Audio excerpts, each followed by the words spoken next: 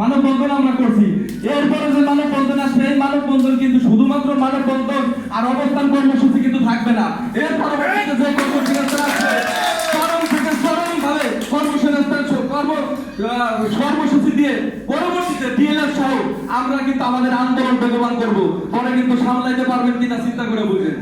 এজন্য আমার অনুরোধ যে 42 এলএসপি না, এই 42 এর সাথে হাজারো পরিবারের লিগ এবং হাজারো পরিবারের কর্মসংস্থানের সৃষ্টির কিন্তু ভবিষ্যৎ নির্ধারণ করতে, যে ভবিষ্যৎ সমস্ত কার্যক্রমে কিন্তু আমরা যারা চাকরি বাকরি করি তাদের কিন্তু পরিবার পরিজন এর উপরে ডিপেন্ড করতেছে।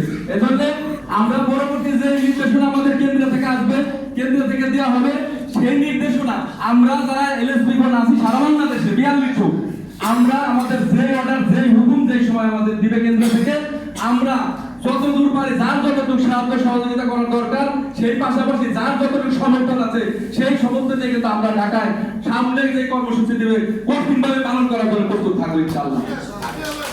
এই বলে আমি আমার কথা শেষ করছি। আসসালামু আলাইকুম ওয়া রাহমাতুল্লাহি ওয়া বারাকাতুহু। সবাই ভালো থাকবেন।